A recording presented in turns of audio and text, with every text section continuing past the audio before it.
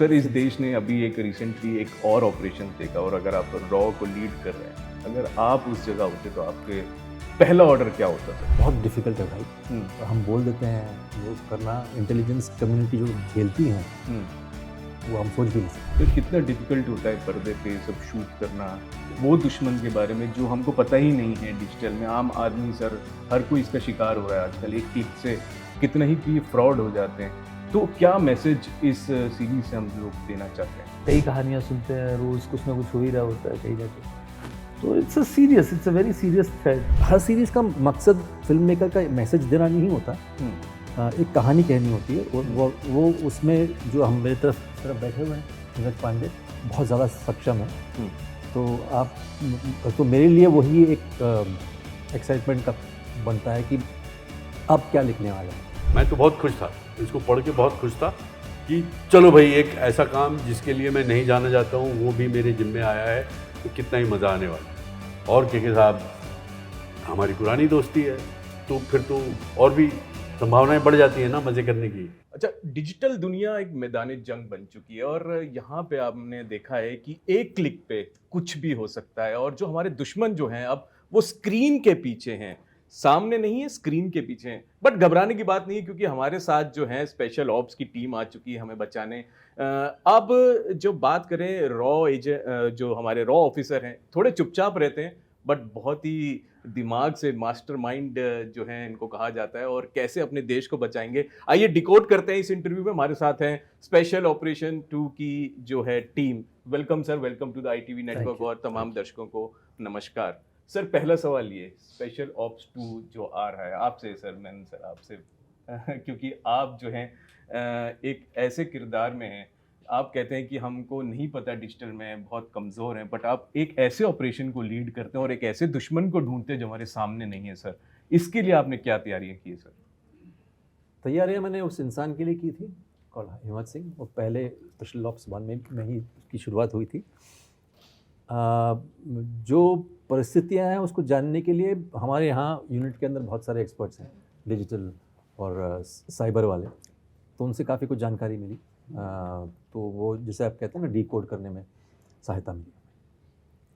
Sir सब कुछ आप दांव पे लगा देते हैं इस देश को बचाने के लिए, बट कोई एक ऐसी चीज़ जो आप कुर्बान नहीं करना चाहेंगे, अगर आपको कोई ऐसा बोले तो? अच्छा, कोई हिम्मत एक सिंह। ऐसी चीज़। हिम्मत सिंह हाँ, हिम्मत सिंह। हिम्मत सिंह तो आपने देख लिया है, जी। 1.5 में तो देख ही लिया ना आपने जी जी जी। क्या करता है। तो उसके आगे तो क्या मतलब फिर भी कुर्बानी? कोई एक चीज जो आपके बहुत करीब हो उसको हम कुर्बान नहीं कर सकते, बट बाकी तो आप देश के लिए उससे पूरी। करीब और क्या हो सकता है? 1.5 में जो करीब थी जी। उससे करीब और क्या हो सकता है? तो हिम्मत सिंह मतलब देश के लिए कुछ भी कर सकते हैं।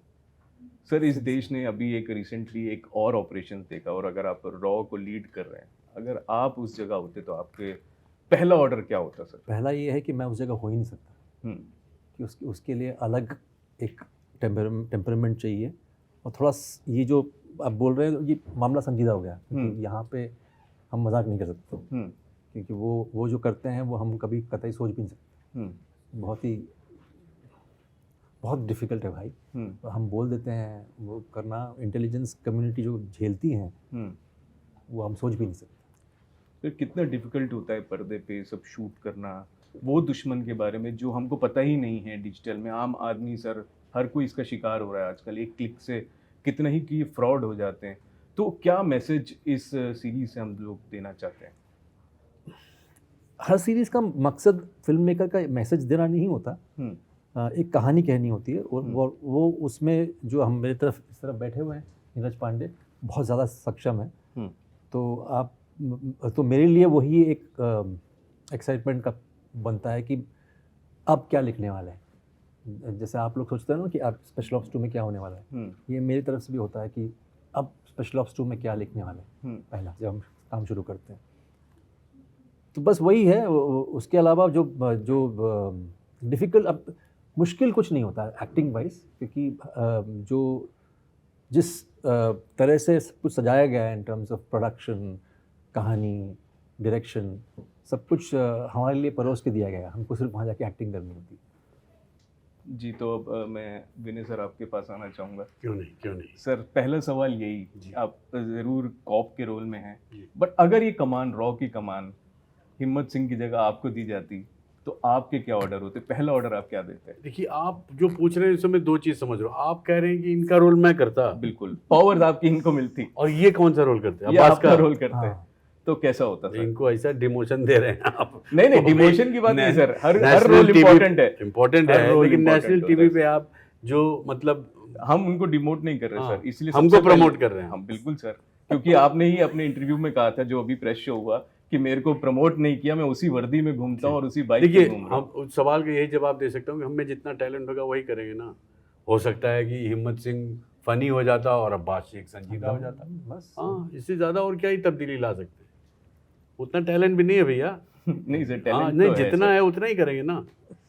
तो ये मतलब अपने आप को कम कर रहे हैं, लेकिन ये नहीं, हाँ, लेकिन मैं बहुत कह ही- रहा हूँ, talent बहुत- is तो बहुत है। आप you asking me how would I interpret, I mean looking at what he has done, I can't even imagine to interpret it in any other way because is done such a stellar job. तो अब ये तो आप कह रहे हैं कि मैं आपको एक सपने दिखाता हूँ, आप सो जाइए और सपने देखिए, और आपने उनको कर दिया कि तुम ये 60s के दशक में ना फिल्मों में ऐसा होता था कि जो कमेडियन होता था ना वो सपने देख के गाना गाता था। महमूद साहब का एक गाना जरूर होता था उसमें, और उसमें वो राजा बन जाते थे और जो हीरो है उसको नौकर बना देते थे। There are many songs, I can give you references. There are many songs like this. तो अब आपकी कल्पनाओं की मैं दाद देता हूँ, बहुत ही कमाल है, लेकिन on a realistic नहीं, यहाँ level, पे मैं इन्फेक्ट करना जी, जी, चाहूँगा बिल्कुल मेरे सर। दोस्त को कि he is just playing it down. I know sir, Personally speaking, as KK Man, I think he's one of the finest that we have. So वे तो बोलने की बात है क्योंकि आप मजाकिया हैं रूहानी तरीके से. हम लोग ये सब भी रिहर्स करके आते हैं। सर ये भी स्क्रिप्टेड है करेक्ट, ये- ऑफ कोर्स, दैट्स इसकी व्हाट बात है। एक्टर्स डू यार। तो वो हाँ तो वो सर, अपने आप को- पेपर तो लीक होते सुने थे, क्वेश्चंस भी लीक होने लगे क्या? सर, जब यहाँ न्यूज लीक हो रहा है हमारा, क्या बात कर रहे हैं? एक्स पे आके आप बात कर रहे हैं वाई का, कैसे कर सकते हैं आप? और जेड पे कोई fault Correct, correct. We represent the world of make believe all the time. तो सर सबसे पहले जब आपने स्क्रिप्ट पढ़ी स्पेशल ऑप्स 2 की, जी। आपका रिएक्शन क्या था सर? बहुत ही अच्छा था, क्योंकि honestly speaking, jokes apart, I don't know many makers, creators, directors would fathom me in a role like this. समझ रहे मैं क्या कह रहा हूँ? कि ऐसे संजीदा रोल, ऐसे सीरियस रोल के लिए मेरी कल्पना बहुत कम फिल्म मेकर करेंगे, बिल्कुल क्योंकि मतलब स्टीरियोटाइप हो ही जाता है। लेकिन नीरज साहब ने और शिवम नायर साहब ने पता नहीं क्यों सोचा कि you know I might bring in you know something, and I think I try to, मैं तो बहुत खुश था, इसको पढ़ के बहुत खुश था कि चलो भाई, एक ऐसा काम जिसके लिए मैं नहीं जाना चाहता हूँ वो भी मेरे जिम्मे आया है, तो कितना ही मज़ा आने वाला है। और के साहब हमारी पुरानी दोस्ती है, तो फिर तो और भी संभावनाएं बढ़ जाती हैं ना मज़े करने की। जी, तो नीरज सर आपसे सवाल पूछ लेते हैं। इन्होंने पूछा कि क्यों कास्ट किया, ये भी खुद हैरान है कि क्यों कास्ट किया। आपका नहीं, वो हैरान नहीं है, खुश है, हैरान आप हैं। खुश तो बहुत हैं, खुश तो बहुत हैं। जी, सो पहले तो मैं ये बता दूं आपको कि हिम्मत, उसी को कास्टिंग कहते हैं हम लोग, बिल्कुल सर। कि हिम्मत का रोल जो है वो केके से बेहतर कोई नहीं कर पाता, इसलिए उनको कास्ट किया गया। और अब्बास का रोल विनय के अलावा आप सोच नहीं सकते हैं। So that's casting. उसमें इनके जगह वो, उनके जगह वो का सवाल ही नहीं होता, because they are both in their own class and Yes, sir. unfair to compare or think otherwise. That's number one. और बहुत सिंपल सी बात है, जब आप इस तरह का कोई एक पीस करते हैं जहाँ आपको 10-12 लोग चाहिए होते हैं कास्ट करने के, और स्ट्रॉन्ग ensemble की तलाश होती है आपको, तो आप चाहते हैं कि मतलब ऐसे एक्टर्स हों जो मंझे हुए कलाकार भी हों, और साथ साथ जिनके साथ आप भी काम करते करते कुछ सीख सकें। तो थोड़ी लालच की भी गुंजाइश थी। मैं चाहता था कि इनके साथ, कभी काम किया नहीं था मैंने, केके के साथ तो मैंने बहुत पहले मेरे टीवी के दिनों में हम लोगों ने एक फिल्म बनाई थी, तो but I never work with Vinay, so great opportunity. तो कैसा लगा सर काम कर? फीडबैक तो हर कोई मांगता है। ये मुस्कुरा पहले रहे, सवाल बाद में पूछो। क्योंकि उनको पता है, कैसा लगा आपको काम? क्योंकि उनको अगर पता इनको है। बुरा भी लगा हो तो आपको बताएंगे, बताइए। तो अच्छा तो बोलेंगे ना, Correct, बोल भी नहीं पा रहे हैं सर। correct. नहीं पता। चलिए सर, इस टॉपिक पे आते हैं अब। सर, ये एक ऐसा टॉपिक है जो हर एक कॉमन मैन को टच करता है। ये एक ऐसा टॉपिक है जो हर कोई जो है इसका जवाब ढूंढते हैं, क्योंकि बहुत सारे क्राइम बढ़ गए हैं, डिजिटल क्राइम बहुत ज़्यादा हो गया है हमारे Right. देश में। और आप लोगों ने ऐसा टॉपिक चुना है सर, मैं आपकी मूवीज़ का वैसे ही फ़ैन रहा हूँ, और ये Thank जो टॉपिक है मेरे को लगता है कि ये बहुत टच करेगा लोगों को। तो कितना रिसर्च और कितना लगा, मुश्किलें आई ये सब शूट करने के लिए, क्योंकि दुश्मन जो है वो अब स्क्रीन के पीछे है सर। मुश्किल तो होता नहीं है कुछ। जो चैलेंजेस होते हैं आपके सामने जब आप रिसर्च कर रहे होते हैं, कहानी लिख रहे होते हैं, वो that's part of the job, तो आप उसको वैसा कुछ बहुत बड़ा नहीं मानते हैं। रिसर्च जो है वो बहुत इम्पोर्टेंट थी, बिकॉज ये दुनिया जो है वो बहुत तेज़ी से बदलती है, हर पल बदल रही है। तो मतलब हम जब ये कहानी 2-2.5 साल पहले लिख रहे होते हैं, तो आपको थोड़ा और इमेजिन करके रखना होता है कि भाई अगले 2 साल में कितना लैंडस्केप जो है वो चेंज होगा, बदलेगा। तो थोड़ा you have to think in those terms. It's a very serious threat. आज हमारे हम सब कहीं ना कहीं किसी न किसी तरीके से वी आर अलाउइंग आवरसेल्व्स, हमारा डेटा, हमारा पर्सनल जो फुटप्रिंट है, डिजिटल फुटप्रिंट, वो that's out in the open. और आप कई कहानियाँ सुनते हैं, रोज़ कुछ ना कुछ हो ही रहा होता है कहीं ना कहीं। तो it's a very serious threat, और we thought that this will be something very interesting to share अपने दर्शकों के साथ। क्योंकि ये जो हम देख रहे थे ट्रेलर, उसमें बोला गया कि अब वेपन से नहीं, गोली बारूद से नहीं, अब जो लड़ाई होगी वो डिजिटल लड़ाई, और जो जीता वही किंग होगा सर। जब आप ये थॉट प्रोसेस ला रहे थे, आपने कहा कि इमेजिन करते हैं हम 2 साल आगे तक सोचते हैं सर, तो जब आपने ये बनाया, ये सीरीज़ बनाया, तो किन किन फैक्टर्स को नज़र में रखते हुए, किन किन मुद्दों को छूते हुए आपने इसको बनाया स्पेशल ऑपरेशन? जैसे सिर्फ डिजिटल अरेस्ट नहीं, आजकल एआई, फेक इमेज, और देखा जाए तो सेक्सटॉर्शन भी आजकल बढ़ चुका है। तो किन किन मुद्दों को लेके सर आपने मैं किन ज़्यादा टॉपिक को टच डिस्क्लोज किया? नहीं कर पाऊंगा, क्योंकि फिर इट विल जी। बी अ स्पॉइलर, जी। आपके देखने का मज़ा भी जाएगा उसमें।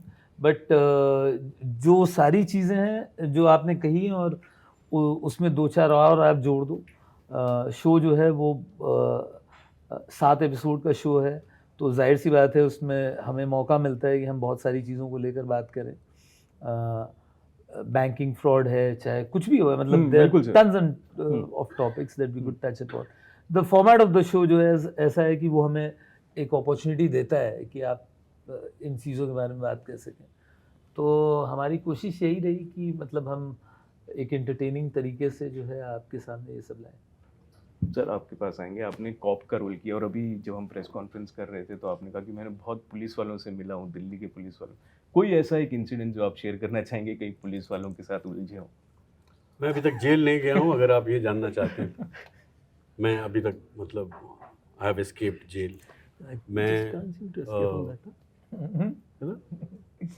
आई am born into a family, my father was a corp.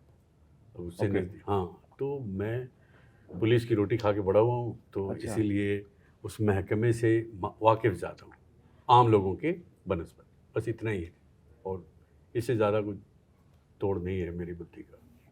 Sir इस सीरीज में जो अभी ये शूट हुआ है, इसमें कोई ऐसा सीन जो आपको सबसे मुश्किल लगा हो शूट करने में? सारे सीन बहुत मुश्किल थे मेरे लिए, क्योंकि मैंने अपने घुटने ऑलमोस्ट तोड़ लिए थे। I was limping.